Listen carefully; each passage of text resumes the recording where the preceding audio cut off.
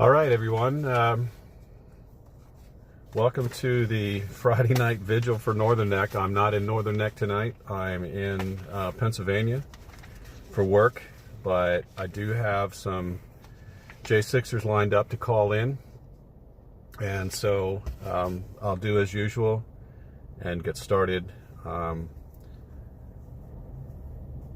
give a little bit of background and some updates to get everybody up to speed on a few of the things that I've learned. I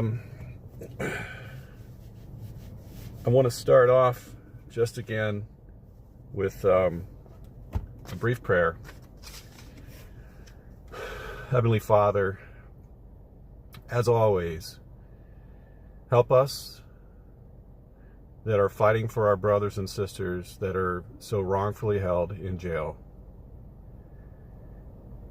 to do the right things, to make the right decisions, and to put our resources in the best places that are possible to help these men and these women.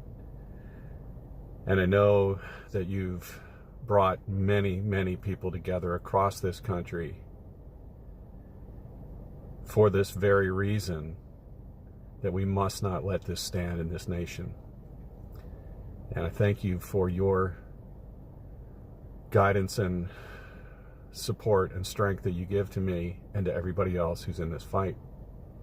And as always, always give those men and women the courage to get through this troubled time, and especially their families and their children, to stay strong and to know that one day this will all be over. In Jesus' name, amen. And my flag is my hat, my do-rag, so I'm going to pledge allegiance to the flag of the United States of America and to the republic for which it stands, one nation, under God, indivisible, with liberty and justice for all. So I have possibly a very good friend of mine who's working on this job. He may join me a little later. I hope that's going to be the case. If anybody is online, send me a comment to make sure that this is getting out. This is day 1248 since January 6th. Hey, Critical Thinker, Lisa, thank you all. Thank you for joining. I'm in Pennsylvania for work, and I just had to have the vigil, even though it's a bit of a bit of a strange setup and I'm by myself. But thank you for being there, so I know I'm not really alone. And this is day 1248, June 7th of 2024. I want to read the names of the people that went through the Northern Neck Regional Jail again, just because I think it's very important to recognize these people. I know the Northern Neck Patriots have supported most everybody that was on this list. I'd say probably 80% anyway. Several went through Northern Neck and moved out before we knew about it. And then there were a couple that came in very briefly after the last. I think it was Jeffrey Brown was the last one that had been there for any length of time. But anyway, let's go with the list here. Howard Adams, Zachary Alam, Eric Beauchene, Tim Boehner, Nick Brockhoff, Jeffrey Brown, Mason Corson, Lucas Denny, Israel Easterday, Brandon Fellows, Mitchell Gardner, Todd Gardner, David Geetson, James Grant, Matthew Green, Kenneth Harrelson, Albuquerque Head, Brian Jackson, Adam Jackson, Justin Jersey, David Judd, Cash Kelly, Hosea Kenyon, Nick Lagarin, Samuel Lazar, Marcus Malley, Mark Mazza, Patrick McCoy, Jonathan Mellis, Matthew Miller, Robert Morse, John Munifo, Daryl Neely, Ethan Nordine, William Norwood, Michael Perkins, Dominic Pizzola, Mark Ponder, Ronnie Presley, Mahila Pryor, Chris Quaglin, Barry Ramey,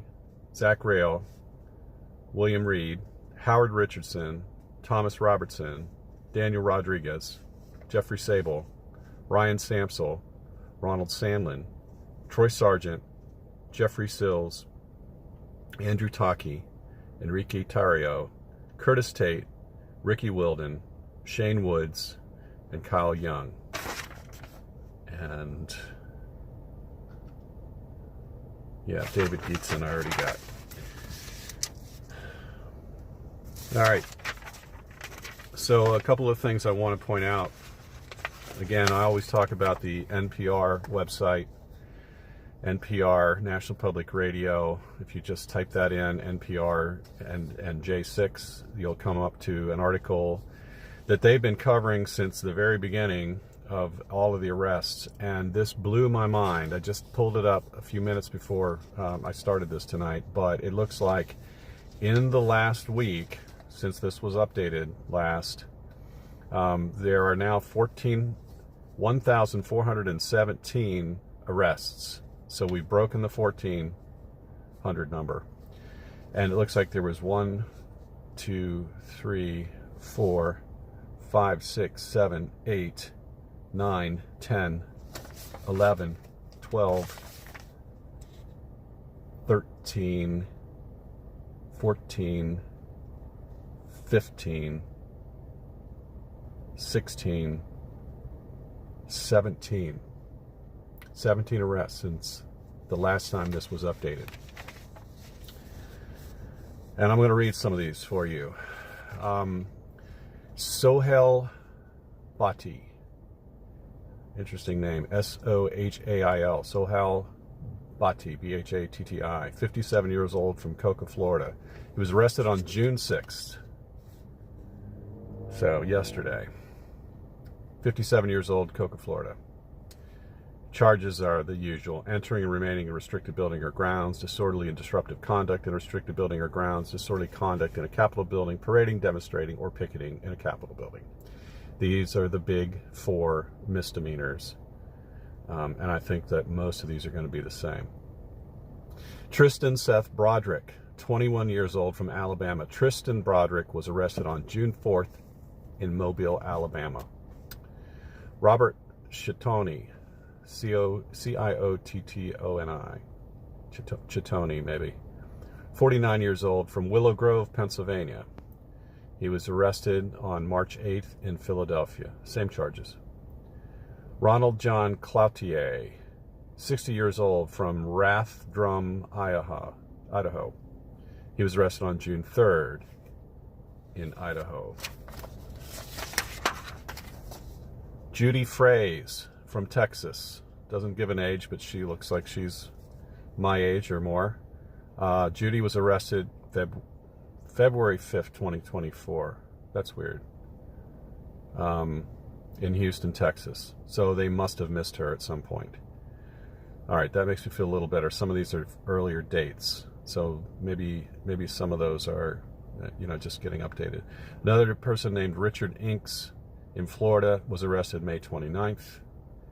Another new one, Eugenia Inks, was arrested in Tampa, Florida on May 29th. David Molsteff, 61 years old, from Glen Allen, Virginia, which is right outside Richmond. He was arrested on June 3rd, 2024 in Richmond, Virginia. Eric Oliver from Virginia was arrested on June 3rd in Richmond, Virginia. Brandon Pettit was arrested on June 3rd, 2024 in Richmond, Virginia. So 3 of them. I wonder if they were all together or just they were putting on a sting in Richmond. Jarrett Carl Scott, 48 years old, from Saylorsburg, Pennsylvania. Jared Scott was arrested on June 5th in Saylorsburg. Tig, T-I-G-H-E, Tig John Scott. Tig Scott was arrested on June 5th, 2024 in... that part cut off my print. No, that's... Okay, Tig is 75 years old. He's from Penn Argyle, Pennsylvania. I know exactly where that is. That's over near Allentown, north of Allentown. Andrew Trevor Settles, arrested on June 5th. Scott Alex of Saylorsburg, Pennsylvania, arrested June 5th. Scott Slater 56 years old, Saylorsburg, Pennsylvania, on June 5th. J. Robert Thaxton, 49 or 50 years old, was arrested on June 4th in Charlotte, North Carolina. So, those are the new arrests that I know of from the NPR website.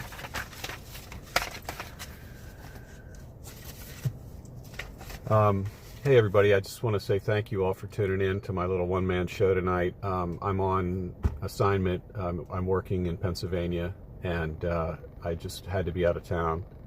So hi to y'all. Happy to have you here, of course. And I know you also tune in to the DC Vigil. I will tell you that Heather has at least 3 or 4 people lined up to call in at 7:30. So I'm excited to see who that might be. Yeah, I think you all know that Chris Quaglin, who was coordinating the calls from the DC Gulag all this time for us, he has been moved. He was last, I believe, he went first to, I think he went first to Central PA, and then he ended up in Philadelphia. So that was just information from a day or two ago. I'm sure we'll get more of that when that comes in. So in a few minutes, I hope the phone will start to ring. I want to give you some updates. Cheryl Johnson of the Patriots does a really great update on the J6. She does a little newsletter, sort of follows on what Heather did for the Breakfast Club in Williamsburg, but she's done a great job giving updates and kind of profiles on individuals. And you can find this little 3-page newsletter at Northern Neck Patriots. And our website is just northernneckpatriots.org. So I highly recommend going there, and you get a lot of information on it. And this is a great update.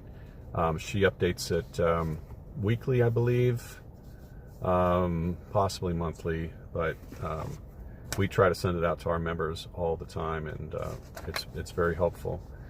So in there, you'll find a few things.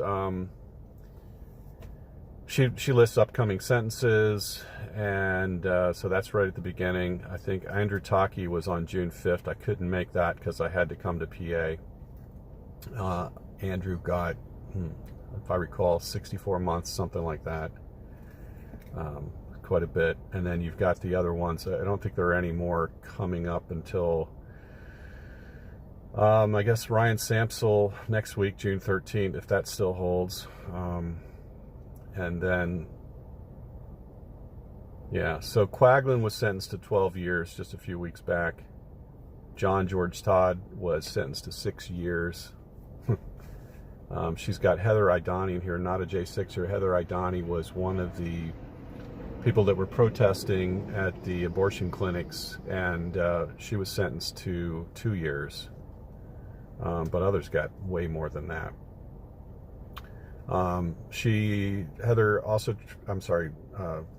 Cheryl also tracks where these J6ers are moving once they get into the federal system, and tries to keep tabs on them there. And then Brandon Fellows, of course, was released on May 20th. You all probably have seen Brandon. He was with us on Memorial Day for the Ashley Walk, the Walk for Ashley, from the Capitol down to Freedom Corner at the jail. And he was interviewed on that walk, did a fantastic job. And he also kind of got a lot of internet fame for being at the Anthony Fauci hearing in Washington, D.C. Was that this week or late last week? I don't remember.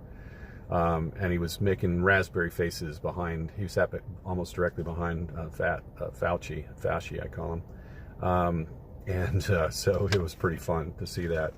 But you can follow Brandon on X, but you can also find a lot about him just by following the rest of the J6 kind of team, and they're putting the stuff out.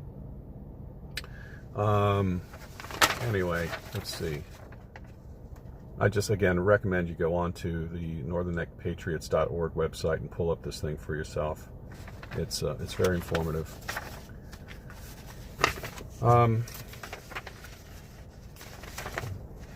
The other thing I would say is go to the Northern Neck Sentinel, which is northernnecksentinel.com, and sentinel.com, sorry. I might actually pull that up here in a minute because I want to talk about a couple of things there. There was a fantastic article that we got into the Sentinel. It was a letter to, it was placed in as a letter to the editor, and it was from the chairman of the Lycoming County Patriots in Pennsylvania, and he did a fantastic little essay after Donald Trump was convicted last week, and I think it's very well worth the read. It was an amazing piece of work, and I will try to pull that up if I have some time here to be able to do that.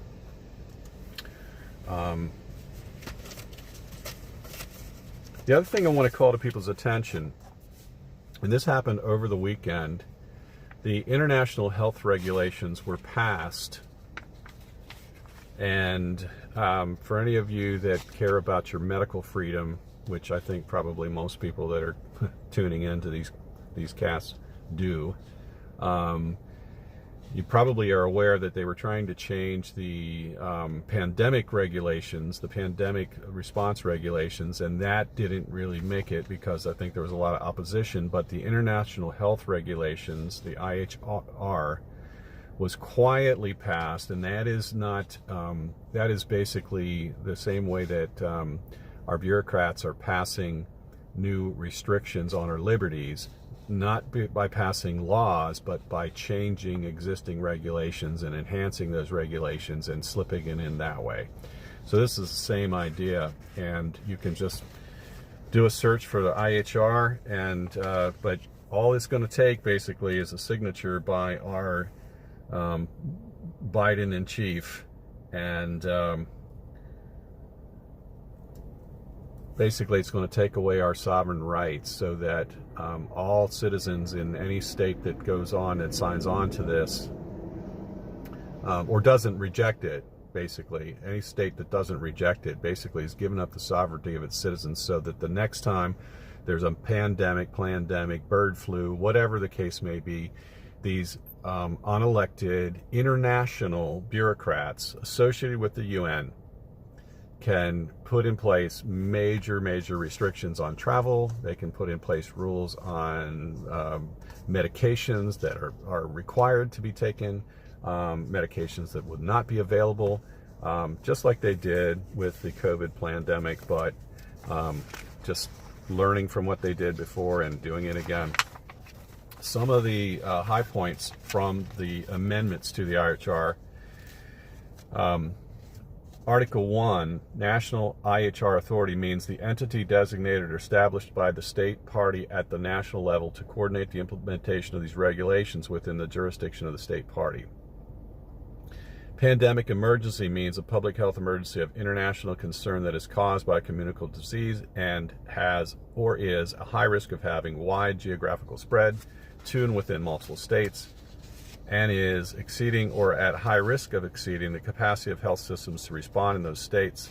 Now think about that. What did they tell us? There's no way we have enough ventilators. There's no way we have enough hospital beds. They made the hospitals, the new hospitals that they put in place, the hospital ships that they sent to New York, they were never used. And it was all a big blow up to get everybody, freaked out that we were going to run out of health care. And it's all fear-mongering, and that's what this is going to do. So there's a whole list of changes to all the different articles. I'm just going to try to skim it here a little bit, but basically, the Director General determines that an event constitutes a public health emergency of international concern. The Director General shall further determine, having considered the matters contained in paragraph 4, whether the public health emergency of international concern also constitutes a pandemic emergency. So we've given the rights with these regulations, if we sign on to them, we've given complete strangers outside of, not American citizens, outside of our country, the ability to control what happens in our country. If that's not just handing away our rights and our sovereign freedoms, I don't know what is. Again, international health regulations, check it out. if you just needed something else to get pissed off about, I've delivered for tonight. So, all right, I'm just going to take a second here and see if I can pull up the Sentinel, and we'll see if we get some calls coming in here shortly.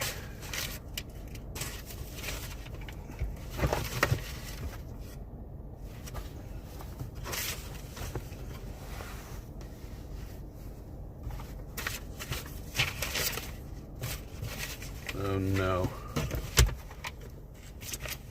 Yeah. Folks, I'm going to have to sign off for a second because I'll be right back, but I'm going to go ahead. Yeah, they are crazy, Lisa. Good God, I can't believe it. I came out here without the main phone. All right, I'm going to just turn it off and come back for a second. I'll leave it run. Apologies.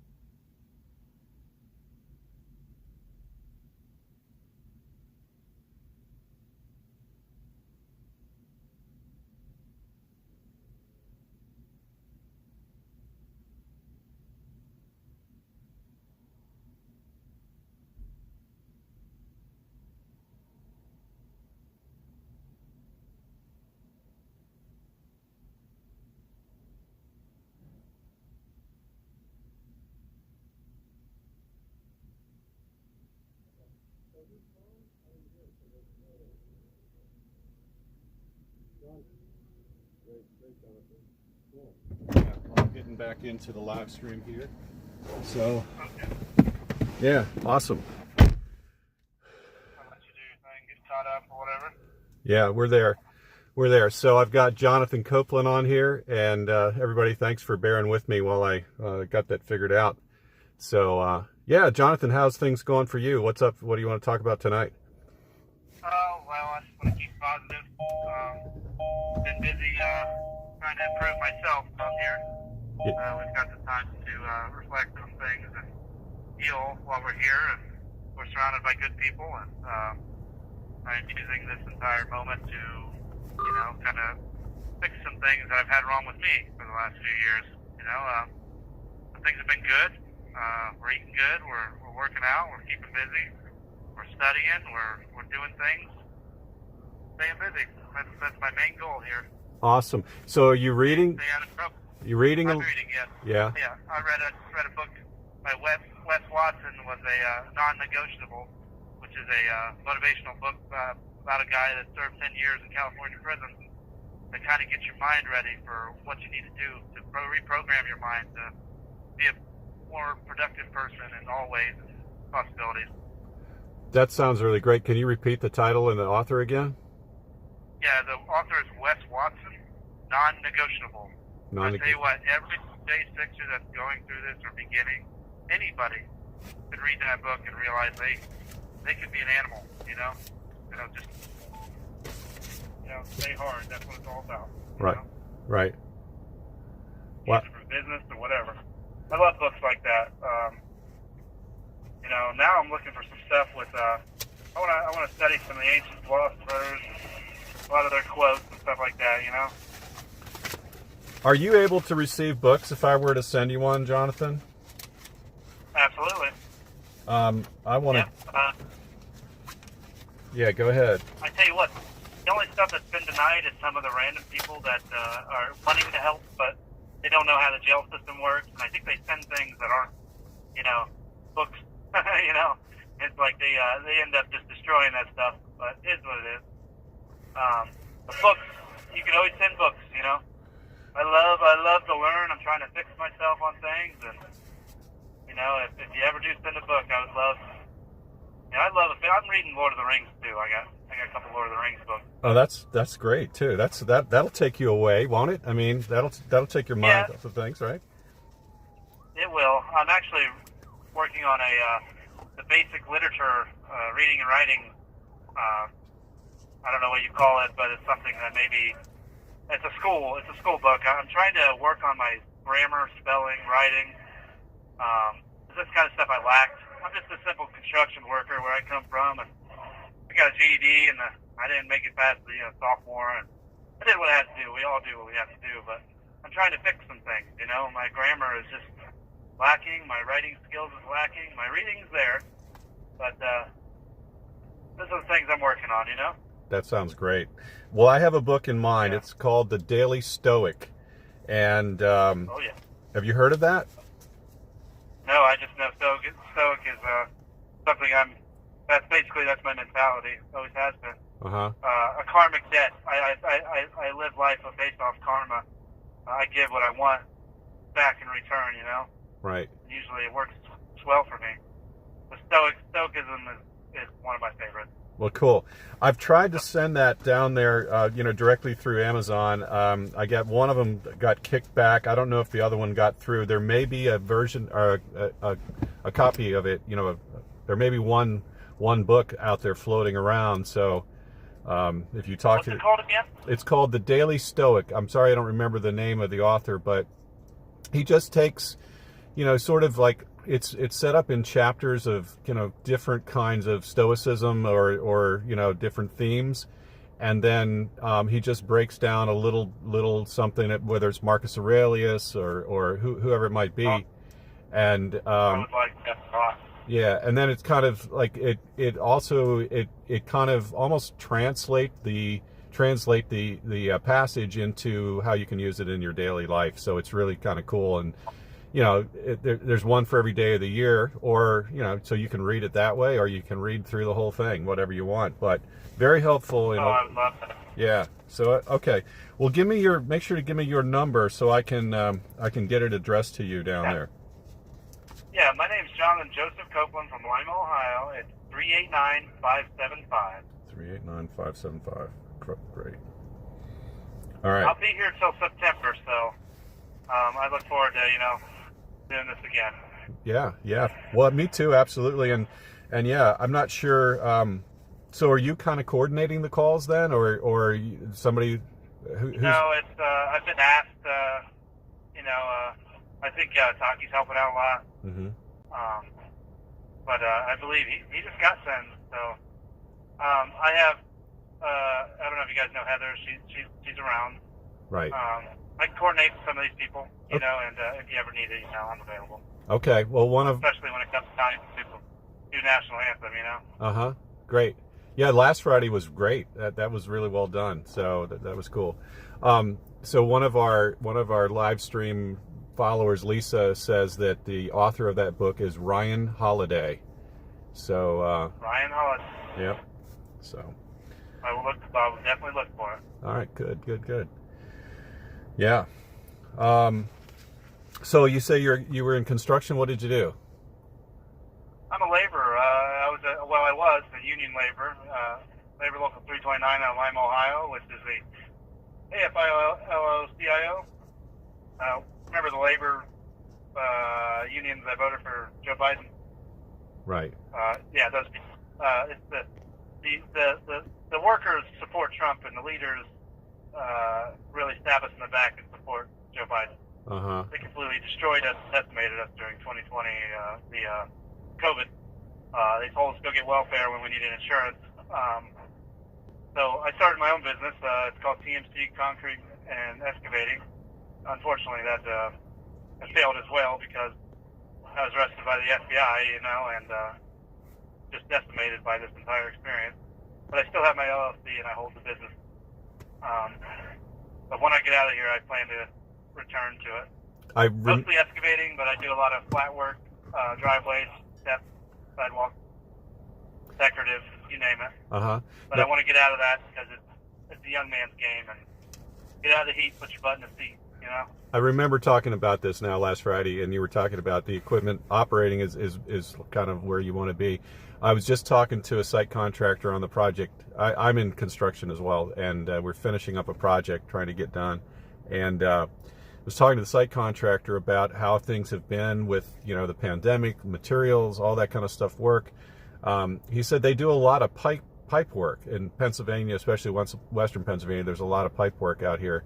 And that's the kind of work they like because it's easier to estimate. It's kind of easier to, to manage. Maybe there's not so many moving pieces. And but he said they're very busy with that stuff right now. It's just like crazy. So that's good to hear. What, as a union laborer at the time, I dreamed of being on a pipeline because pipeline heavy highway pay and the scale is much higher. The pay is much better. You work 16-hour days and there's per diem, and that was always the direction I was heading. But I always ended up on a bridge deck, running jackhammer or right. running or maintaining oil refineries and windmills and all this crazy stuff, Right. back-breaking stuff that Right. ended up in failure. Right. I support who I support. I try not to get into the negative side of things, but it is true sometimes the world is not fair, and it has not been exactly fair for me. No, understand. I mean, for sure. Well, I'm going to bounce back, baby. They can't. I'm not in. I'm not in prison in my head. They might have me in here, but I'm strong-willed. I'm here working on myself. Almost like I should be here. Well, but that's a great attitude, and that's one of the things I think that has carried a lot of people who've been through this kind of scenario is that, yeah, they may physically restrain you, but they don't control your mind as much as they try to break it. You still can win on that one, and my hat's off to you, man. Yeah, I'm no prisoner, baby. No prisoner. Cool. No. Yeah. All right. So, okay, you're going to be in there until September, you said? Yep. And what happens then? Certainly. What? Trying to keep a very positive attitude towards it. Whatever happens, happens. I'm taking on the chin like a man. And I know life is not fair, but in my head, like I said, I'm going to take what they give and go and move on in life. I have no negative thing to say whatsoever, if you understand why. I could say things, but I'm not going to. I'm never going to give them a reason. You know what I do? I pray for them. I pray for the prosecutors. I pray for the judge. I pray for everybody, even my people that I dislike. And I pray for Joe Biden. I pray for Nancy Pelosi and all these people that seem to not, they think I'm some sort of terrorist of some kind, but they have no idea who I am, and I wish they would see my character through my actions. And we're not bad people. I see people putting labels on us, but we're not that. Oh, the labels, absolutely. I mean, that's their whole goal is to put labels in it. I hate that when people put labels on me for my, politics or the way I think, and because it's just too freaking convenient. It's like that this way. Oh, you're a Trump supporter. Oh, you're a Fox News watcher, which I'm not anymore. But whatever. And it's just easy for them to do that. But no, this is very intentional with you guys, because they have to keep up the narrative that January 6th was something that it really wasn't. That's what they've got to do. They honestly have no idea. I'm the guy that would stop, make sure your tires put on the highway. I'm the guy that'll pull you out of the ditch with my little truck. I'm the guy that'll make sure your car's running. My goodness, have you ever been in that situation where you had to walk to the next gas station in a blizzard because nobody will offer you a ride? Yeah, for sure. Walking down the highway, I'm that guy. You know, they have no idea. They have no clue. It really tears me up. Makes me emotional. Right. I shouldn't be here. You know, I really shouldn't. No. But I am. Right. You know, I'm here. Yeah. I am here, regardless of what they think. They called me a liar twice during my trial. It tears me up. Yeah, well, again, I don't know. I've only ever had a few court situations, and I guess over the years I've had a sort of a antipathy, I think is the word. I'm not sure. I'm trying to think of what's the proper way to look at it. But I've not really been a big fan of judges, because I think that they take themselves way too seriously. Now, I get it. The judge needs to kind of parse the facts and try to figure out who's telling the truth, because if you make it black and white, there's somebody who's telling the truth and somebody who's not, but it's usually blended. But do they really think that they are that wise and all-knowing that they can actually tell who's telling the truth? And for them to label somebody as a liar because it makes their case easier. So that's what they're doing now with every one of the J6ers that I've watched sentencing and trials. You have 1 minute remaining. Well, I'll say this. Only God can judge me. I think we got a pretty good chance with things. I'm going to be optimistic. Sometimes you got to expect the worst, and whatever you get might be better than the worst. So I appreciate you guys letting me call and talk to you. I really, it helps me get through things. Well, good. Everybody listening right now, you guys are my heroes. I love you very much. This is the last few seconds, guys, so I appreciate everybody listening. Thank you, Jonathan. And that's what this is all about. We want you to get out there. We want people to hear what you have to say. So thank you for calling us. No problem, guys. You have a very good weekend, okay? God bless every one of you. All right. God bless you, too. Thanks. Night. Good night. Thank you for using Global Tellink.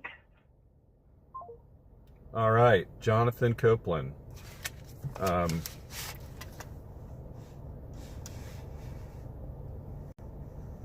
Yeah, Jonathan, I didn't get his middle name, but Jonathan Copeland.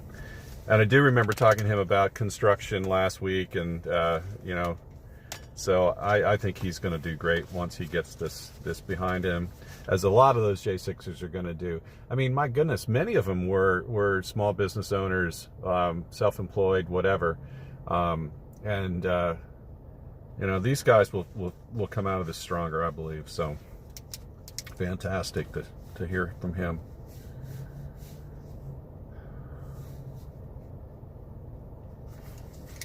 All right. Okay, Morgan, Texas. Yeah, I believe that Chris was in Philadelphia. I think he went to Lewisburg initially when he was moved out of the Gulag, and then he ended up, or is now in Philadelphia with other J6ers, is my understanding. So that's good. How long he'll be there, I don't know if that's where his destination is to be or not. So Chris used to call me, not only individuals, but he'd call me during the week, and I have not heard from him. I do have good conversations and in contact with his father, so, and a whole support group there. So I think we're gonna be good. All right, my phone is messing up.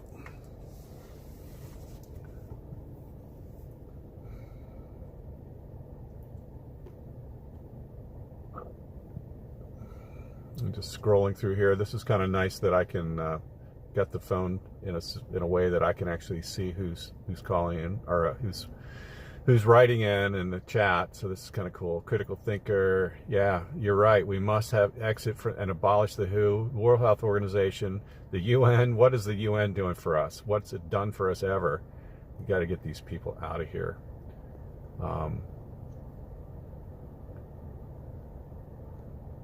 So I think I've said hello to most everybody, but if I missed you, LA forgiven. It was so nice to meet you recently. Linda Dean. Storm said to come and give you some love. Cool. Thank you. Just subscribe. Cool. We're going to keep this up. We're going to keep this up no matter what. Whether we're in the Northern Neck, in the usual location, whether we're out on location like this, where just due to work I had to be in Pennsylvania. Whether it's in DC, joining in with the vigil down there, which we've done a few times. But I can tell you something that's going to happen. The Northern Neck Regional Jail, which is one of the worst jails that these men have been in, and women. Mahala Pryor was the one woman that was in the Northern Neck Regional Jail. J6er. Also Heather Idani, the abortion clinic protester. She was in Northern Neck Regional Jail when she had her stroke. Now, Northern Neck Regional Jail is a medical facility. We toured that facility in February or March, I believe, of 22, maybe 21. No, 22. And that was one of the things they touted. They were so proud of the fact that they are a certified medical facility. They have their own little x-ray machine. They have a little suite that's almost like your doctor's office with exam rooms, etc. And as I said, the x-ray. And the problem is it's only staffed by assistant level folks. I mean, almost never is there a nurse there. The doctor goes to that facility 4 hours a month. 400 total inmates possible in that. So their census is usually around 350 to just under 400. But so just say 400, and he's there for 4 hours a month. How much attention do you think you're going to get? So Northern Neck Regional Jail has a new superintendent. The person that was there before for 28 years, Ted Hull, who was just not the kind of person you really want to have in your life or be around. This guy was so full of himself. And he claimed that he treated everybody exactly the same. No one got anything better than anyone else. They were all treated the same. They got 2,200 calories a day. You know, they handled special diets for Muslims and other things. Chris Quaglin with the celiac disease, too bad for him. You know, they claimed that they were doing special diets for him, but they didn't. They prepared his food on the same serving platters and you know, using the same utensils and things like that they did with everyone else. And he is a very severe case of celiac. So even just having a few crumbs from a peanut butter knife that was used to spread peanut butter on regular bread for everybody, and then they go and get him something gluten-free and spread it. I mean, it's like, you know, you might as well have just given him the regular bread. It's that sensitive. So, yeah. So they claim to be a medical facility, and yet there are all these issues. I mean, we've got story after story in our archives just on these videos that we're doing, these live streams that we've been doing now for what, a year and a half,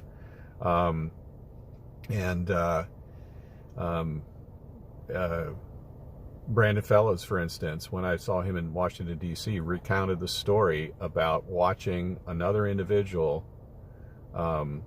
I'll just say his name because everybody knows it. His name was Daniel Wingo. He's not a J6er. He was a Northern Neck individual who got in jail because he has these seizures. And if he has one of these, he apparently had a seizure in a location. Police officers responded. it turned into a big mess, and he got charged and put in jail. But he still has the seizure issues and medication to combat that, which he wasn't getting. And Brandon recounts the story of where he's in the intake holding area in the medical pod, and they bring this guy in who's telling everybody that he's going to have a seizure and he needs meds, and they ignore him. And he tells everybody there, look, I can feel it coming on. I know when it's going to happen. I'm about to have a seizure. All the other inmates are yelling for somebody to come and do something that he's ignored. And guess what? He starts to have a seizure. Not one seizure, but multiple seizures for a long time. The nurse, her name was Epps, that was on duty, just rolled her eyes and looked at him and turned and said, I can't do anything for him, and walked away. One of the guards later came by as he's continuing to flop around. Now he's fallen to the floor and hit his head on the floor and you know, concussed and so on. He's having all out seizure. They decided to put mattresses, extra bunk mattresses, in the room, so at least he would somehow not maybe beat himself up so badly as he's having a seizure. But God, that's just unbelievable, that level of care. And now we know that these corrections officers are often not the most highly educated, maybe even able to think about their fellow man, and maybe they're just I don't know. I think it takes a special kind of person. I don't want to take away from anybody who's really good at that job and chose that as a career, but I think it's got to be tough. It's got to be tough. This is not a job for most people. So we are going to be back at the jail. We're going to move our vigils back there because we're going to start to push really hard on this issue with the medical. We're going to push really hard on the religious services, which they don't have. They still don't have religious services in this place. And the excuse? COVID. They don't have visitation. You know, the visitation where you actually can sit across from in the glass and talk to them. Don't have it. Never reinstituted that because of COVID. Because guess what? It's just easier for them to not have that. Don't have all these pesky people coming and going all the time, and don't have to bring these prisoners out. So visitation is basically, you know, electronic. That's what they want to do now. So yeah, you're right, Lisa. We need a complete overhaul of the prison system. Absolutely. And we need to organize and unite with people who have been fighting for that for many, many years, especially, you know, especially the folks that have gotten kind of caught up in the prison system. You know, one bad move or a couple bad moves that gets you in jail, and then suddenly you're in a cycle over and over and over again, because the goal of them is not to rehabilitate people and improve them. What Jonathan was just talking about, what he's doing for himself, he's taking this time to improve himself. Hallelujah. I mean, good for him. But if you're in a place where they don't even provide access to the things that you need, what Chris Quagland talked about, and he said this in his sentencing, and the judge turned around and used it against him. He basically called Chris a liar. He said, you've had access to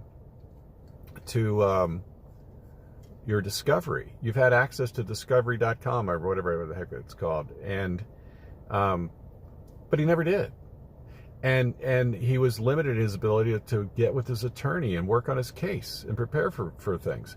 So that's happened to all these guys. And it's just a travesty. And so for the judge to sit there and tell him that he's had access and so that Chris was basically lying, based on what?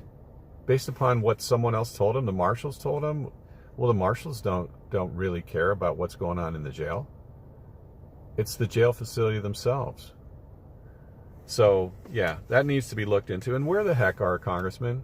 Where are the people that should be going to those courthouses and sitting in on the trials and sitting in on the sentences? They're not. I don't believe there's ever been even staff member, and I know this because Nikki and Mickey and Nicole and Tammy, who go to these things all the time, they're not there, and they've asked many people to come, and they don't get those responses. All right. The Julian Assange supporters. Ah, interesting. Yeah, well. Hey, Kathy, good to see you there.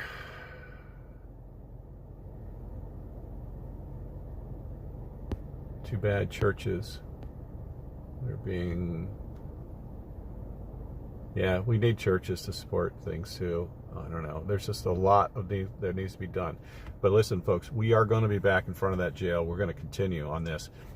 The beauty of it now is people like Brandon Fellows, other folks that come out that have been through that facility can go and sit in the jail board meetings and tell every one of those boards of supervisors or sheriffs or whoever makes up that jail board and staff and everyone else, they can tell them their personal story of what they experienced, times and dates and exact details. Because these guys weren't just, sitting on their thumbs there. They were recording things. Brandon recorded the exact date and time, exactly what happened to Mr. Wingo. In fact, he made a point of that he couldn't see the clock, but someone else in another cell could see the clock. So he relayed that information. What time is it? What time is it? The guy's like, I just told you. He goes, no, what time is it exactly? I want to get this down in my notes. So these guys have got some great data here that's going to come out. I probably shouldn't say a whole lot more about it, but I want you to know that we are going to be there. This is what this is all about. It's taken a long time, but it also, you got to have the backup. You got to have the details. You got to have the facts. And that's what we got to do. Because we're not just going to go in there and claim things. We're going to go in there and tell them exactly what was going on. So, all right. Well, hopefully we got another, I think he said maybe someone was calling at 8. It is 8 now, so hopefully that'll happen here shortly.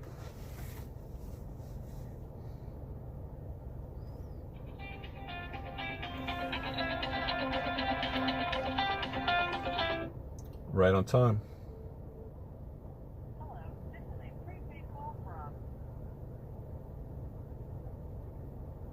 An inmate at the Washington, D.C. Central Detention Facility.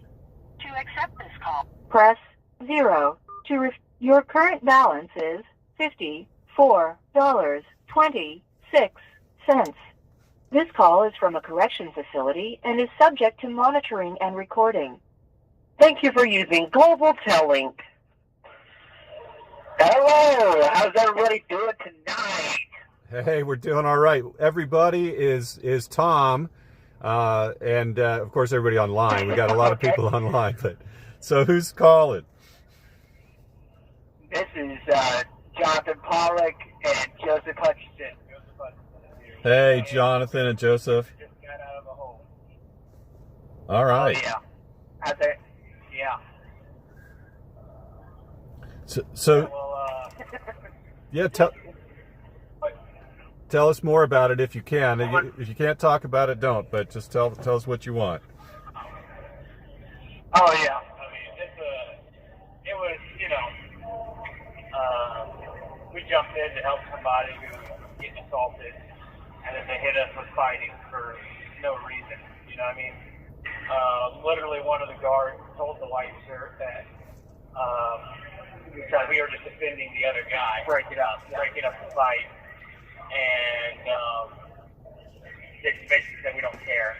And they charged us with fighting, took us to some champ court, didn't bring our witness, didn't play the videos, didn't have our accuser there. I mean, it was just, they said, well, the paper says you're guilty. I was like, then what was any of this for? You could have done this without me being here. You know what I mean? Right. And they just wrote us off and stuck us in a cell for 14 days, well, 15 days. We got sentenced to. then on the 24th day, we finally got out after 24 days, yeah. And people calling the jail and everything else. I guess they either forgot we were there or didn't like the way we looked or something. I don't know. But they didn't want to let us Yeah. out for some reason. It's crazy. So No, that's it. It's just, they come up with these, you know, you're supposed to have their little court deal they have. There's 3 guards there. They go over what the police officer said, and then they let you tell your side of the story. And then, so anyways, I'm telling my side of the story. I'm like, yeah, man, I mean, this guy picked on this older gentleman, and, you know, we just jumped in there to break it up.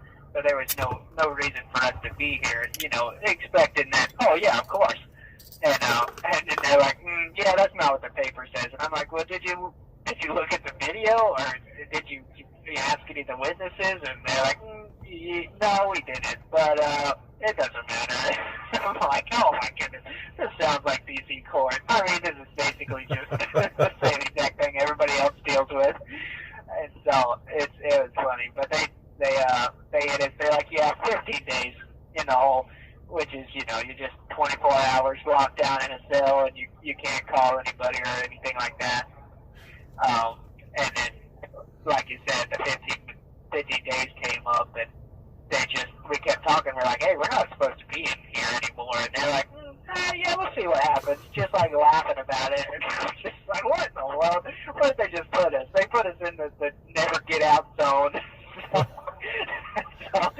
finally, after 24 days, they let us out. But it was a big ordeal for nothing.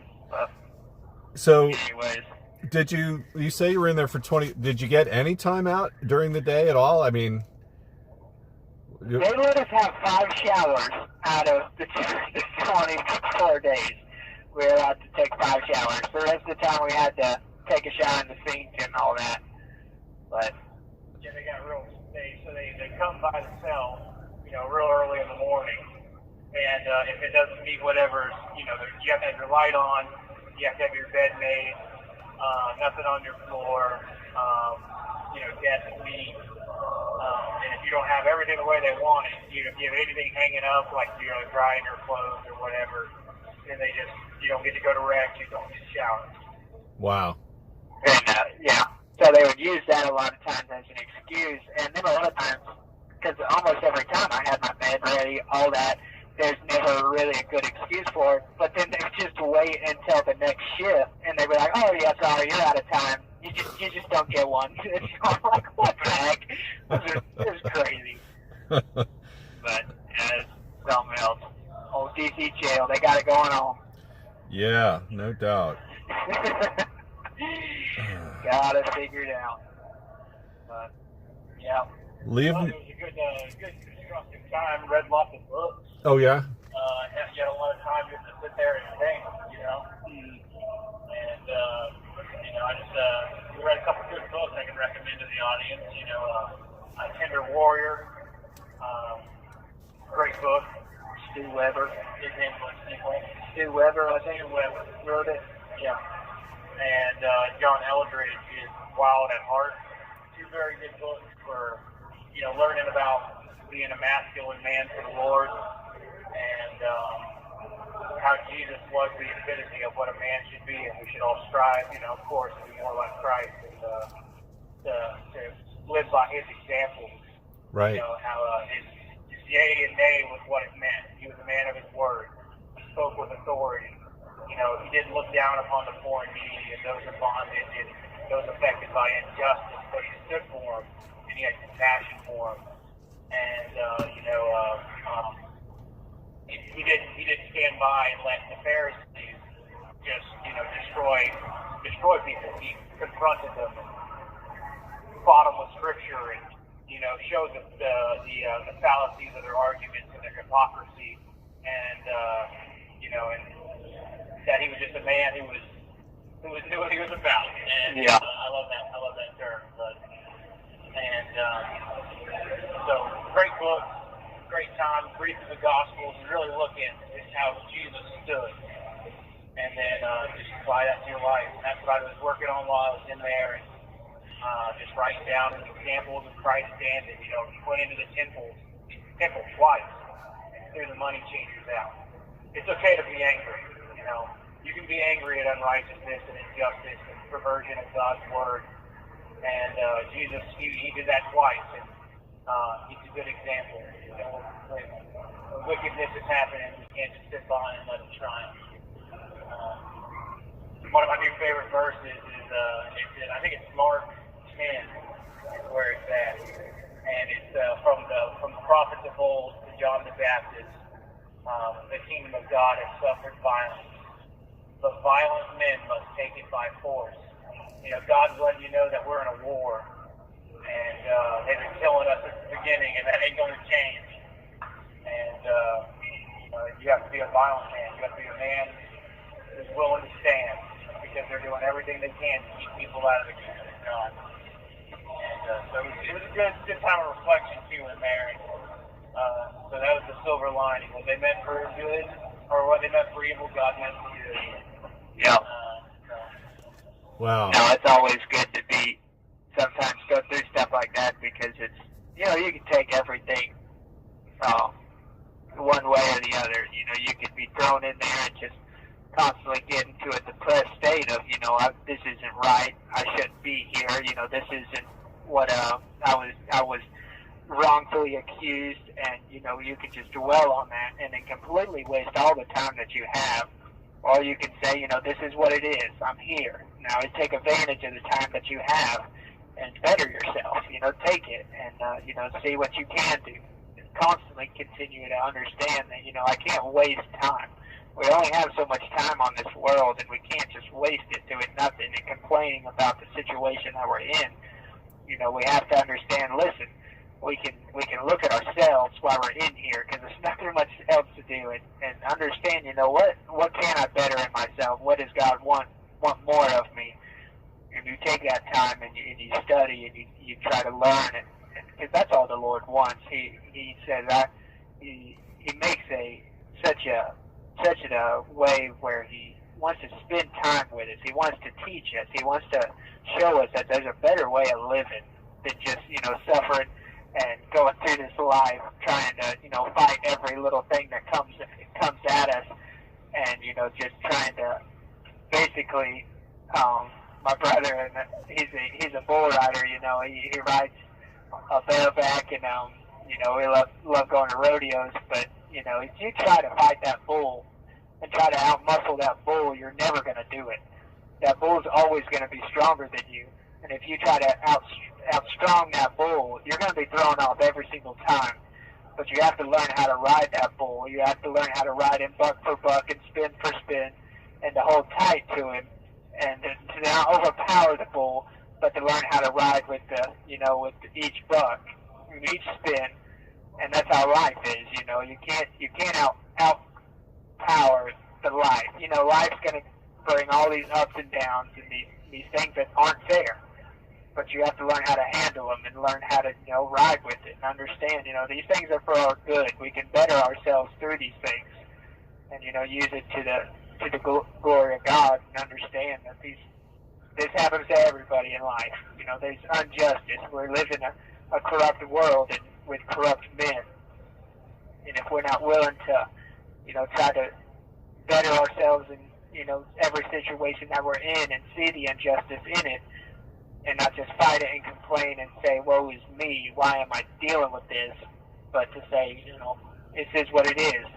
Let's try to fight for nobody else has to go through these things. And but anyways, it was good. It was a good time spent. It helps you really enjoy the things you do have when you come back to the J6 pod, and, you know, men that going through the same thing you are, and it helps you realize it can always get worse.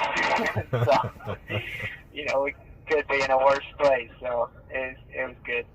Well, I like the bull riding analogy. That's really great. And I also like that you robbed your captors of the satisfaction of throwing you in there to mope and you know, and sit there and rot. You made it better. You took the time and made yourself better, you know. So I just love it. That's great.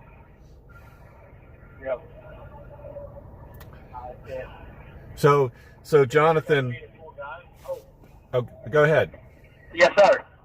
Well, I just wanted to tell you on Memorial Day and so on, I got to be with your parents again, and I know I've told you that before, but your mom and dad are just amazing people. So, and Oh man, thank you. yeah, and your dad, he gave the prayer, and oh my God, he had tears coming out of my eyes. He's so passionate, and the haters were out there, you know, the people that with the bullhorn and the noisemakers and all that, and she yelled out like, "Shut up," or something like that. He just started laughing in the middle of his prayer. He goes, "Oh, lady, I'm not ever going to shut up. You're never going to make me shut up." Yeah. No, that's it.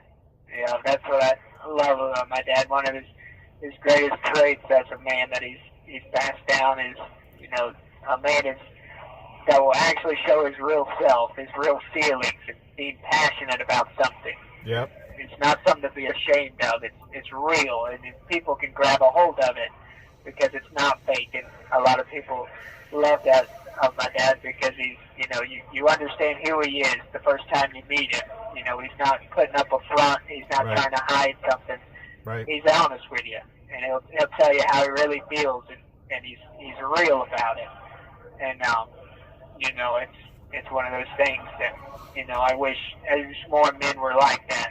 They weren't, you know, just stuck up in his pride that they can't show feelings and they can't shed tears. But when you really love something, when you understand how serious the situation is that we're in, and you love your country and you're a true patriot, you ought to shed tears over your country and over all the brothers and sisters that are suffering over, you know, injustice. And, you know, it's what we all need to get better at, you know, being real with people, just being honest with people, and not trying to hide our emotion in a way, and, you know, being honest. And so that's one thing I always loved about my dad, that You have 1 minute remaining. we all gotta get better at. But no, that's good. Thank you. Yeah, for sure. Yeah, awesome. All right. Well, anything else you want to say with the clock winding down? Man, oh no, I can just, you know, a lot of people, you know, while we were in there, sent us the gear pack. I don't know who they are, I don't know what schedule they listen to, but I want to thank everyone for all the stuff they sent us to help us get through that time. Gear pack, this money on the tablet.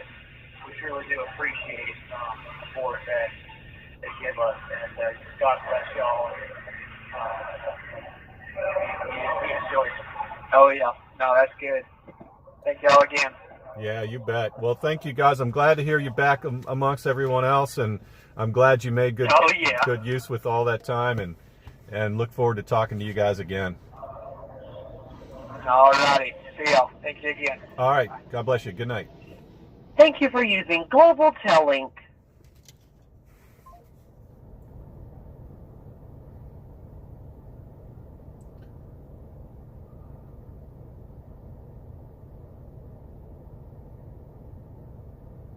So, again, that was Jonathan Pollock and Joseph Hutchinson. So, 14 days sentence or whatever, you know, remanded to the hole for 14 days, and yet somehow it turned into 14 or 15 days. Somehow it turned into 24 days. Oh, we forgot they were there. Gosh. Talk about apathy reigning. Wow. All right. So, hey, look, a lot of great comments, folks. Thanks for tuning in out here with this kind of patched together vigil. But, you know, as somebody said, you can have a vigil anywhere, really. Even if we didn't have callers, we could spend the time talking about what's going on. And but thank God we have the callers, and we're going to continue to have them. And as I said before, these vigils are going to start to have people who have been out. And whether they're with us, you know, they've spent their time and they're out, whether they can be with us in person or whether they can call in or whatever. But this thing ain't over. In fact, it's really getting started, I think. Look at again how much this gets out there, how many people are viewing these things, how they're being shared. You know, the DC Vigil is, what, 675 or 680, maybe they're close to 690 days now in a row without a break, without a single break. Yeah, now those folks, they have, you know, families and lives that they still have to get back to. I think Mickey might still be, I don't know if she's back yet or not, but they always make sure that someone covers it and that this thing goes on. So it is one of the longest running continuous vigils. I think is one of the longest ones that anyone's ever done, and probably somebody can talk about that in the chat. But yeah, you're right, Denise. It is a lifeline to these guys, and it's so beautiful because all we got to do is let them talk. You know, it's just some of them, like Chris, he could talk for hours, I'm sure. And John and Joseph, those guys are really, really kind of fun to talk to. But then some of the other ones, you know, they really don't know what to say, and it's kind of interesting because we just try to have a conversation with them and make them feel comfortable. But I tell you what, these guys have just always impressed me. Every single Friday night that I do this, I'm always amazed, and I come away feeling so much stronger and knowing that we are on the right track here. This advocacy that we're providing these people, whether it's financially helping them out, whether it's letter writing, whether it's just being there, being a voice for them, being a platform for their voices, whatever it is, we are definitely on the right track.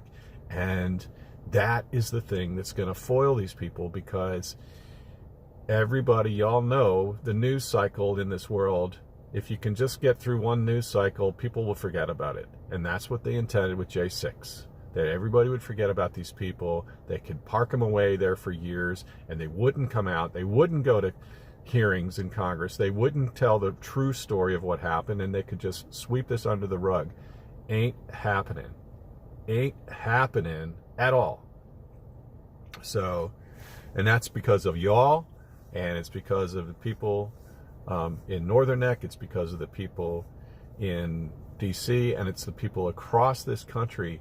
I see these flag waves and these other vigils that are happening, that people are doing these things and supporting these guys. They are not going to be left forgotten, and I believe that they are going to get their day in the sun, and it's going to be soon.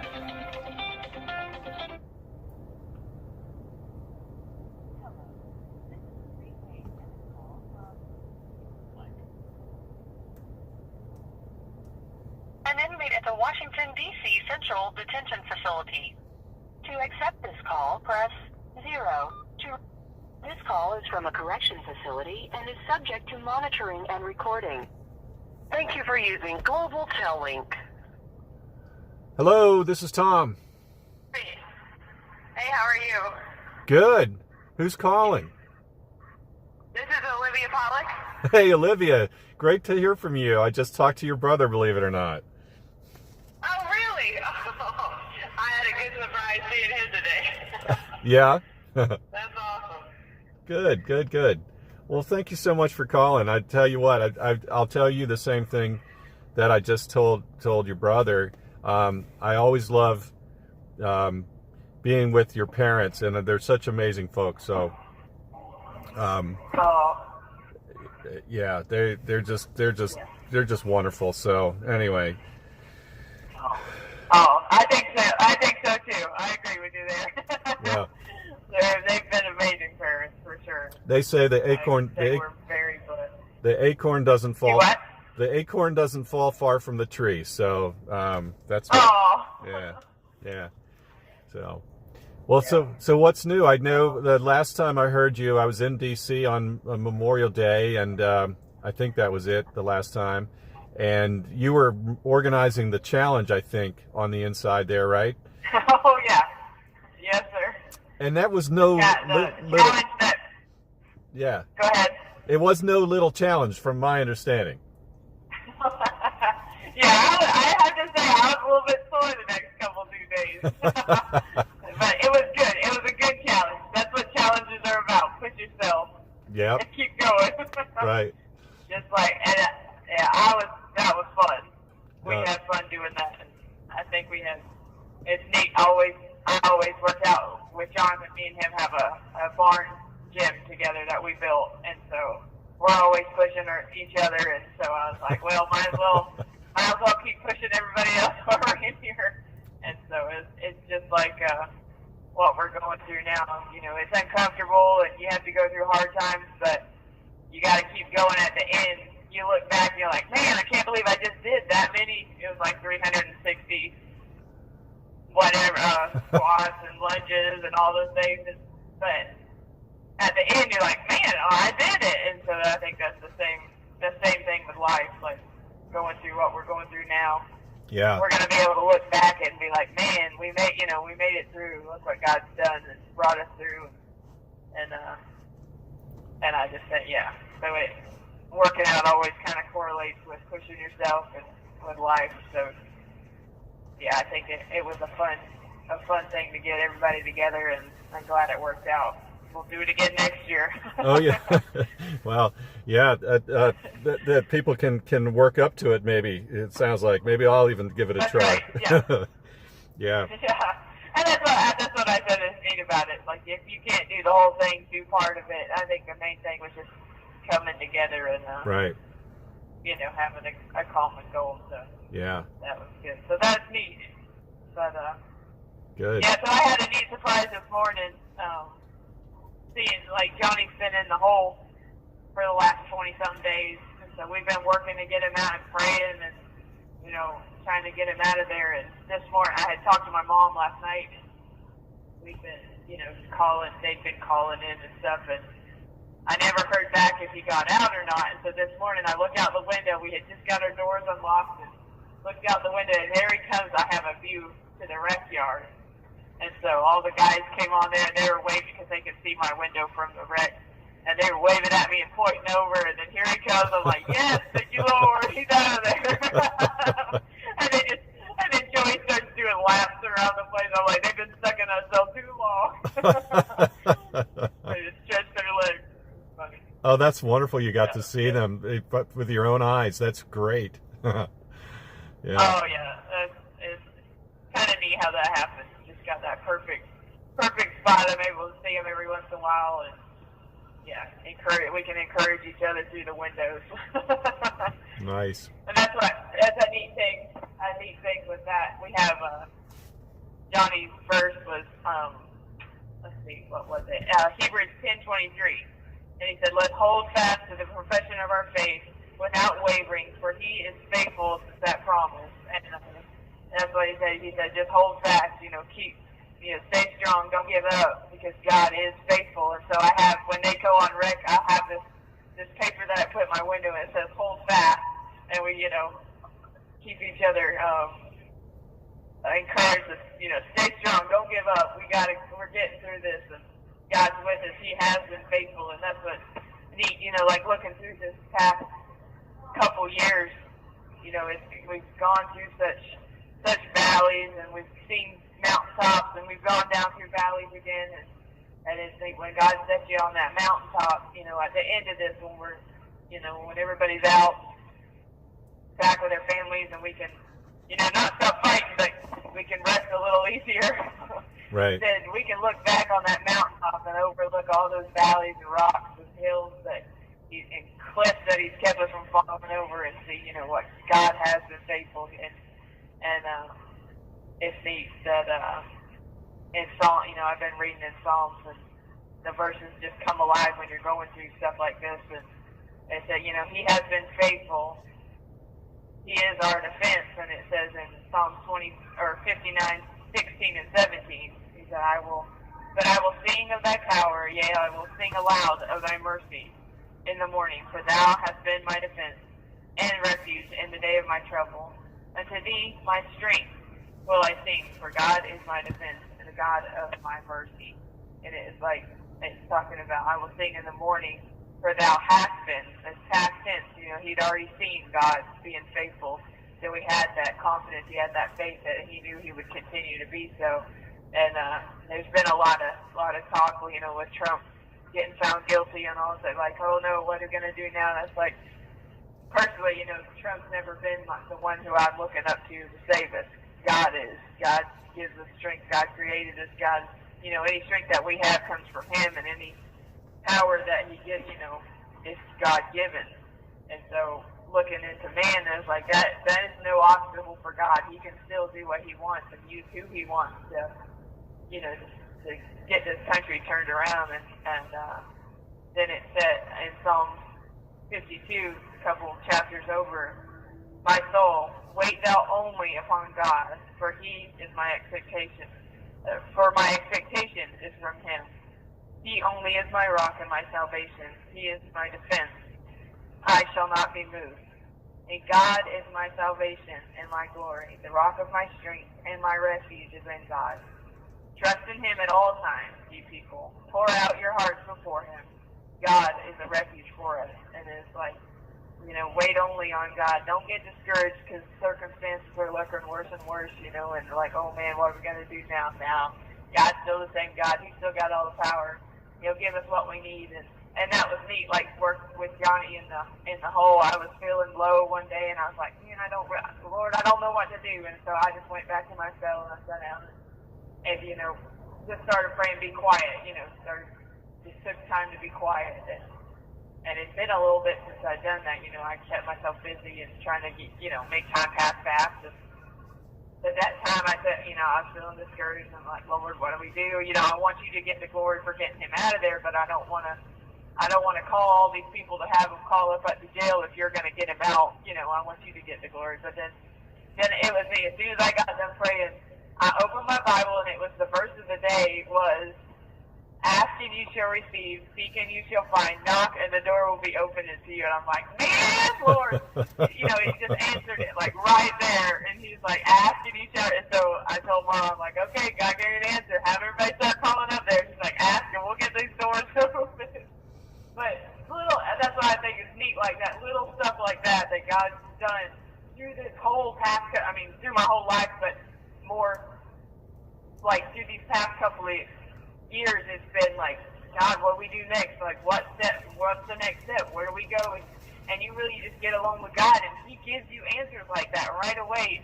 And sometimes it's a couple days sometimes, but it's like just wait on Him sometimes, and He'll send somebody to your house, or He'll have somebody call you, or you'll run into stuff like that, and just put things together. And it's like only that God could have done, and it's exactly what you asked Him. And it's just neat to see that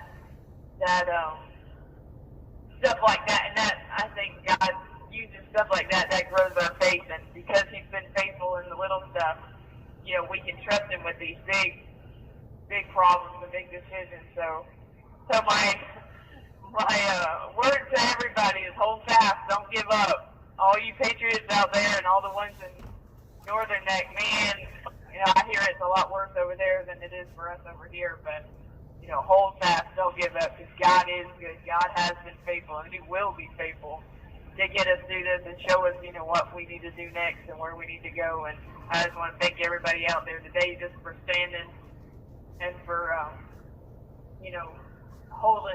standing the line and keeping everybody's arms lifted up and encouraging them with the vigils and different things like that. It's such an encouragement. I get the newsletter from Northern that Carol Johnson sends out. Right. And I love reading that because we get connected and I have pictures and stuff so I can put faces to the names, which I don't always get. so I feel connected, but that's awesome. Like it pumps us up to know that people are out there, standing for those guys in Northern Neck and all the other jails. It don't matter where you are, we're all in this together. I feel like they're my brothers as much as my brother is. We stood together that day, and we're not gonna, we shouldn't not have each other's back now. Don't get caught up in the nitpicky and the discouraging each other. This the little petty stuff that Satan tries to use us to tear us apart, but come together and look at that bigger goal and that bigger picture that there's a big mountain ahead of us, and we got a long way to go. We need to stand beside each other and hold each other and help each other and not be fighting amongst ourselves. Man, it's so frustrating. Like, you think you finally get everybody together, and then there's like one or two that just can't, always trying to find something wrong with somebody or jealous or something. It's like, no, man, we ain't got time for that right now. We got way more important things to look to. Yeah, we got to fight these battles. We got to find the things that we agree on, because we're going to disagree on things, exactly. You know. But for sure. We're all coming from, and that's the thing with this. You know, everybody's coming from different places. Everybody's got different backgrounds, and it's all, you know, we're from all over. But you know, it was a common goal that day, and it needs to stay that way. You know, stop looking to all the little tiny things and look to what you need to agree on. Is the fact that we want our country back, and we want to be able to have the freedoms and let our children have freedoms when they grow up that we had. Right. If not more would be nice. Right. Right. But yeah, they're not slowing down as far as trying to take it and do what, you know, the government do what they want and make this dictatorship practically is what they're trying to get at. But yep. You know. Exactly. Well, listen, keep pushing forward. I want to get you. I don't know if you've seen the Northern Neck Sentinel newspaper. It's a monthly newspaper, but I think we can get the distribution department of the paper to send you direct. I know we can, because we've done that with on the guys' side, that they get a few of those guys get that. So I'd love to get it over to you, and you could share that around with everybody on the women's side. That would be awesome. That'd be awesome. Yeah. I really like that. What's your number? Your inmate number? 388-313. 388-31. My DC number. DC number. Okay. 388-313. Okay. Yep. Perfect. Yep. And I've obviously, we've got the address. Thank you. Yeah, we'll do that. We just had the, I think yesterday the current edition came out, and there's several articles on the J6ers. I think there's a lot about the Memorial Day, about the walk for Ashley. 1 minute remaining. So I won't spoil it, but it'll be there. You know, probably we'll get that put into the distribution department, and they'll get it sent out. Okay. Oh, that would be great. Well, appreciate it. Thank you so much. Yeah, appreciate it. Our mail is really slow lately. They don't like giving us mail like last couple of weeks, so it may be a little bit, but I look forward to it. Have something to read ahead of time. Yeah, well, good. We'll get you on there, and for sure. Thank you. So. Well, y'all keep up the good work, and thanks for having me call in. I appreciate that. Thanks for all y'all are doing. Yep. Keep my number, and I'm glad to hear from you. Thank you so much for calling, and yeah, we'll do everything we can to help you. So stay strong. Thank you. Yeah, same with y'all. All right. God bless you, Olivia. Thank you for using Global Tellink. Well, that was a treat, because I don't think I've ever had a call from the women's side. So obviously Olivia calls into the DC Vigil. So great that they got that set up.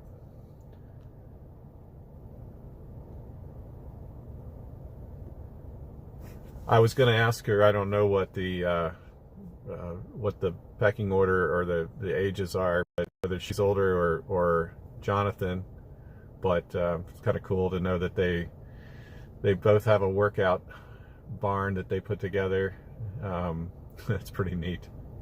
Really great family too. I mean, my God, as everybody's commented in there too, who met the Pollocks, you can see why they're such great people. What a great family. All right, well, we may get another call, and if not, we'll wind up with the national anthem and end it. But thank you everybody for tuning in tonight, and please spread this around. You know that we do as much as we can, because it's all about the J6ers. It's all about their voices, all about what they have to say. I just try to fill in the pieces here a little bit, but these are amazing people. And I will repeat what I saw earlier on the NPR website, that they're now up to 1,417 people arrested as of today's date, according to them. And As I said, there was a dozen at least new arrests just in June. Let me count that again and see, because before I didn't count it correctly because there were a couple that were just being caught up. So June 6th, June 4th, that's 2. June 3rd, 3. May 29th, I think that counts. 4, 5, 6, 7, 8, 9, 10, 11, 12, 13, 14. Yeah, 14. 14 in late May or June. So that's 2 a day, folks. That's a lot. They're going after them. Well, we'll do what we can.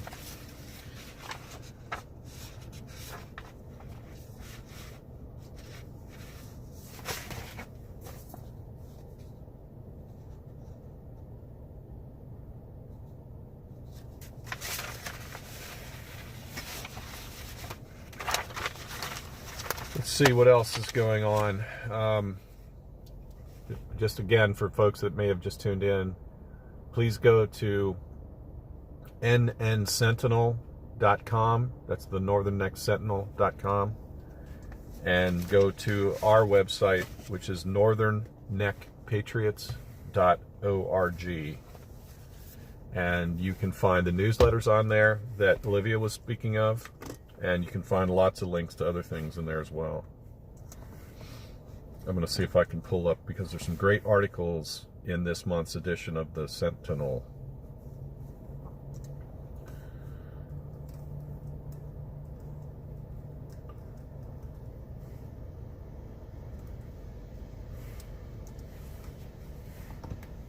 One of them is the letter to the editor that I read last Friday from the gentleman who's the chairman of the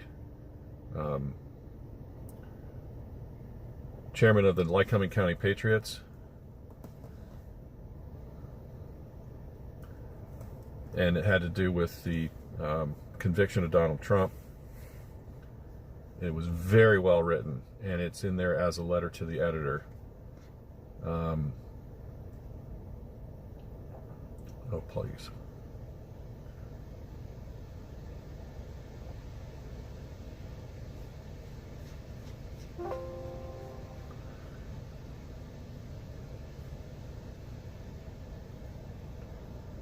Yeah, Denise, she is one special gal.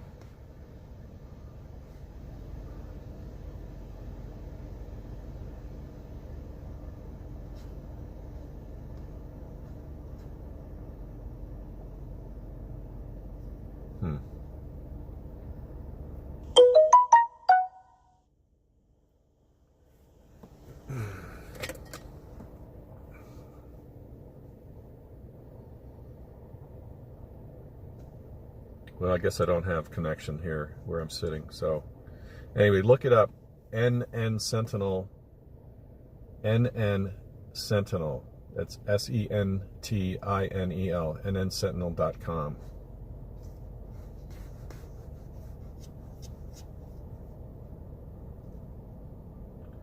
And I had to leave town before the paper copy came out, so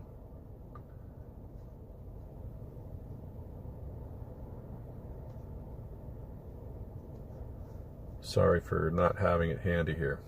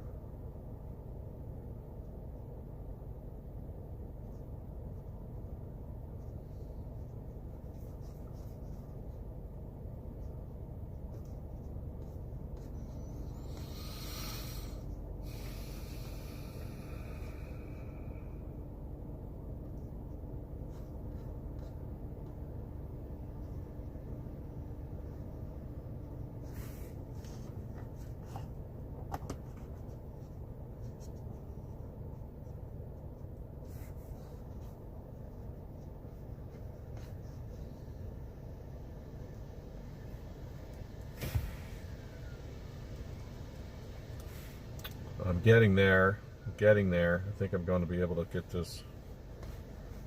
Yeah. Oh, it doesn't open.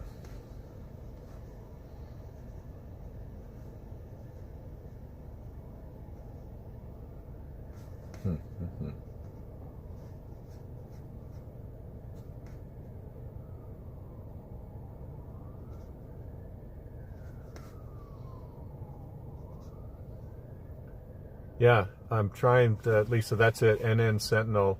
There's no space. It's nnsentinel.com. For some reason, I don't have a good enough connection here, I guess, to bring it up.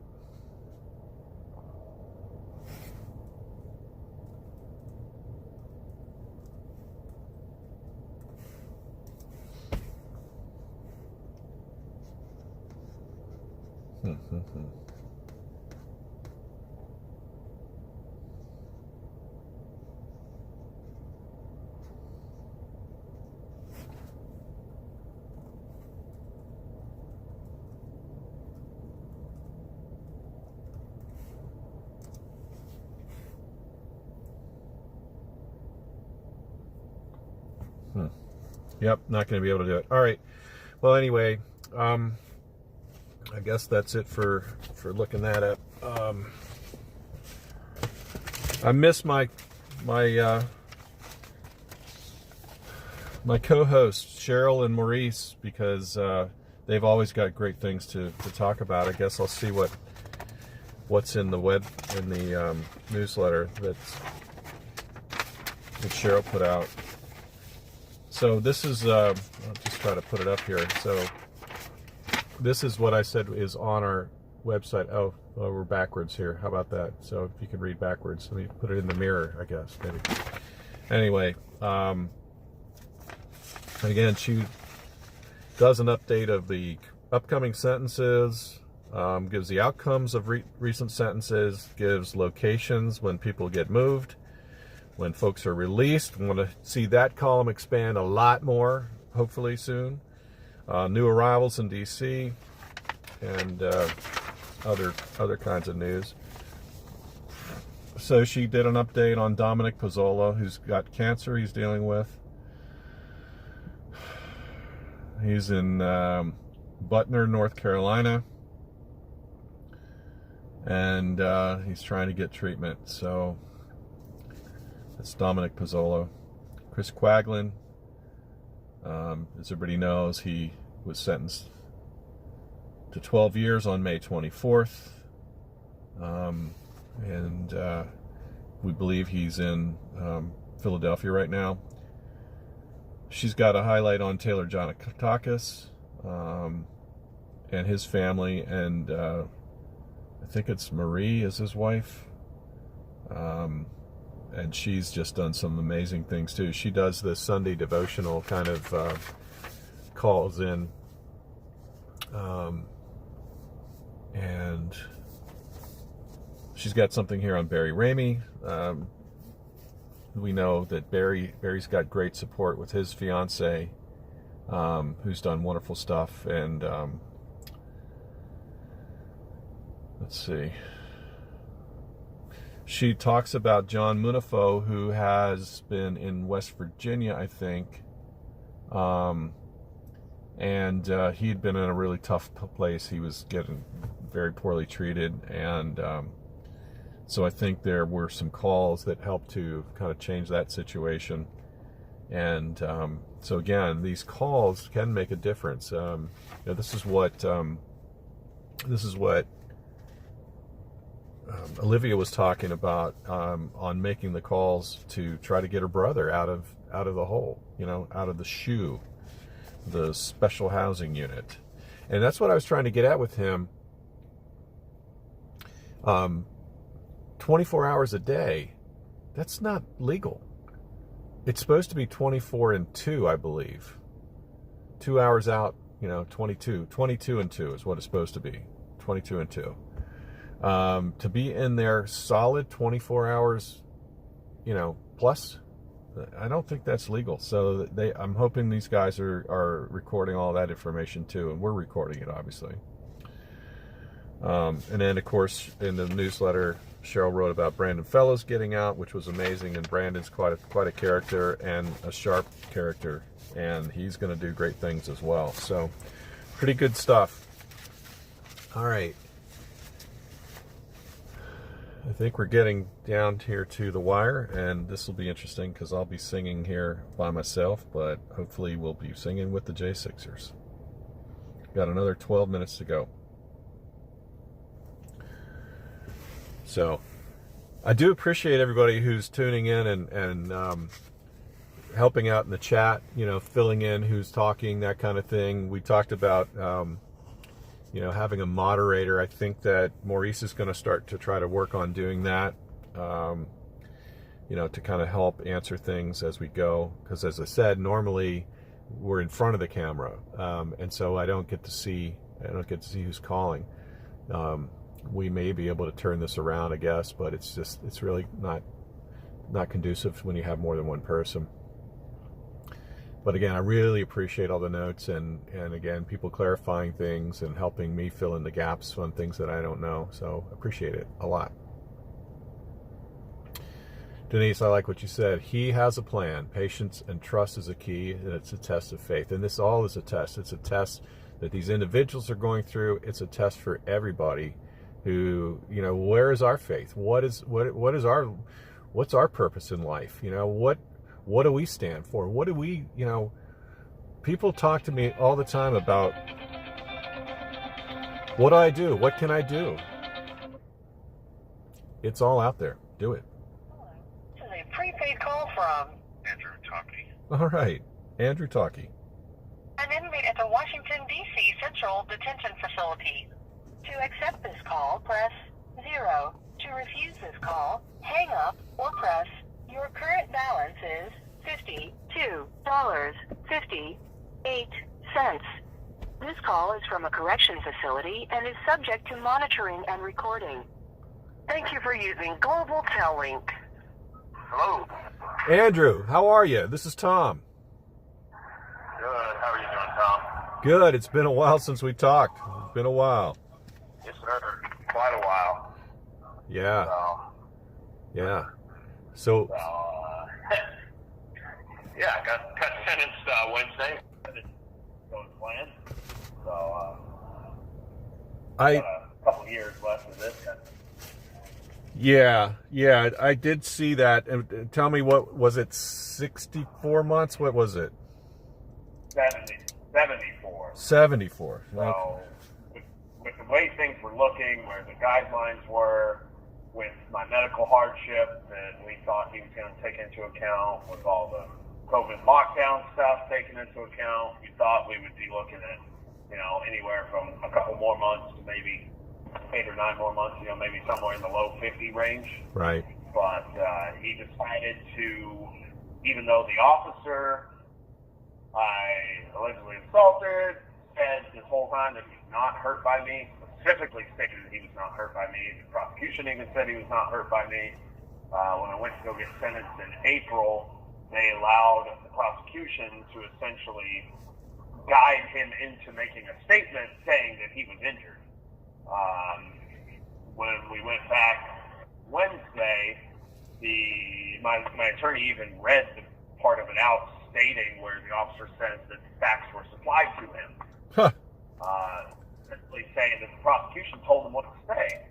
And the judge even repeated that line and still said he would take it as fact. Just because the guy's an officer. As if the Metropolitan Police Department in D.C. is not one of the most corrupt police departments there is. Right. You're just automatically to be believed because you got a badge. So, yeah. And then also, they were trying to take away my bonus points off for not accepting responsibility, even though I never said that I was innocent of anything. So technically, you get 3 points off for acceptance of responsibility for taking a plea deal, and not making 1 extra point for not making it go to trial. Well, he only gave me the 2 points off for acceptance because the prosecution was not okay with me getting that 3rd point off for not making him go to trial, even though we've made it clear since close to day 1, as soon as I got this attorney in October of 2021 that I was going to take a plea deal. You know, we've never said anything outside of that, so I should have gotten that extra point off. It would have brought me down into a lower bracket there. So we're going to see if that's grounds for appeal. When you take a plea deal, you pretty much give up almost every right to appeal on things, except for maybe that. We're going to try to file for it and see if something gets accepted on that, or even possibly the fact of allowing an officer to, he technically didn't perjure himself because they never swore him in, and it was an unsworn statement, but they took it as fact anyways, but to essentially lie and allow the prosecutorial misconduct to go on. So not only did they do that, but, you know, they came in advocating, even though they constantly said they were not advocating for it, because the judge was actually doing the fact-finding and pushing the issue to add the injury enhancement, even though the officer himself said he wasn't injured. She was pretty much in breach of contract the whole time, but the judge even told us when he was going through his part of it before he read the sentence that we wouldn't have been granted anything else because she was not in breach, because she was just simply answering questions that he asked. But he was leading her into the stuff and giving her the ability to bring up things that had not been brought up yet. You know, you've had 39, 40 months, almost 41 months to bring up everything you need to bring up. At my rescheduled sentencing hearing, it's not your time to try and bring up new stuff. Right. You know, stuff outside of the plea deal. Stuff that even the probation department said did not happen. So, yeah, we'll see. Hopefully there's some kind of grounds for some appeal. I already wasn't planning on it. Hopefully I'll be able to talk to somebody about this in the next couple days, again in the week. But appeals, you know, you're not going to find out anything for at least a year probably. So, right. You know, if the miracle of Trump coming back in and doing what he says he would do does not happen, at this moment we're looking at another 24 months. So, that's not what I was planning on. I was prepared for it. I was prepared for more just in case, because you never know what these people are going to do. But that's what it is, you know. Yeah, I think everybody's been, you know, that was smart of you to go in there prepared for worse. But I'm sure your hopes were dashed when you heard it, and that is such a circus. This whole sentencing guidelines and the enhancements and the this and that. They spend so much time on that. It almost feels like, all right, you know what you're going to do anyway. Why are you even going through this, right? That's my opinion from what I've seen. My hearing was 2.5 hours long. 2.5 hours. Normally there's 30 minutes in and out done. 2.5 hours for something that I'm pretty sure he knew what he was going to do anyways. You know, not only that, is just the way the judge verbatim was reading back the prosecution's allocution. It seems like they were one and the same at that point. You know, the sentencing memorandum that the government filed, a couple months ago, she literally was talking about me being ready for battle because I had steel-toe work boots on and clear safety glasses. And I was telling my attorney, I'm like, this is stuff we need to push back on. Like, this seems inconsequential. But if we let them go down this route, this is now the new norm that they're going to demonize somebody for footwear when the footwear was not even accused of stomping somebody's head in or kicking a top teeth out. What does footwear have to do with anything? So now this goes from the Billy Cressman bulletproof vest thing to the Ronald Maccabee gloves with plastic knuckles on them. Right. Now to steel-toe work boots is a fucking thing. Excuse me, I'm sorry. Steel-toe work boots is a thing to give somebody more time for. It's baffling that they can even make this. And the judge literally just regurgitated what the prosecution said. Yeah. And my attorney the whole time was like, oh, we shouldn't talk about that. We shouldn't talk about that. I'm like, it's it's little things like this, they turn into something big. We all push back on it. At what point do you try and bring reality back to the table? You know, do we just let them keep living in this fantasy land? But, you know, could have been worse.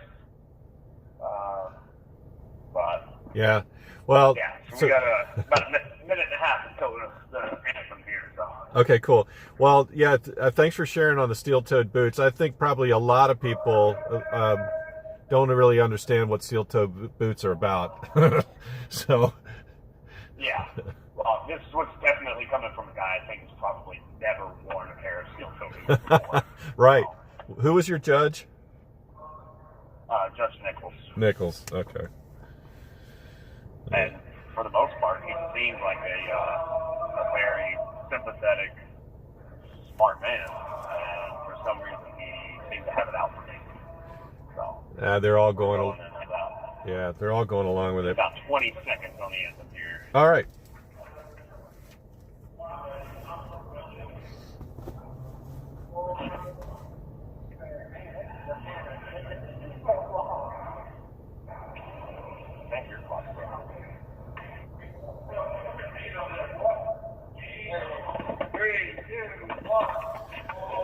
Say, can you see by the dawn's early light what so proudly we hailed at the twilight's last gleaming, whose broad stripes and bright stars through the perilous fight o'er the ramparts we watched were so gallantly streaming, and the rockets' great blaze, the bombs bursting in air, gave proof through the night that our flag was still there. Oh, say does that star-spangled banner yet wave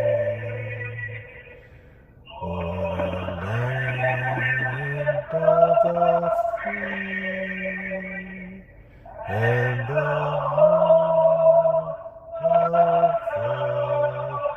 brave?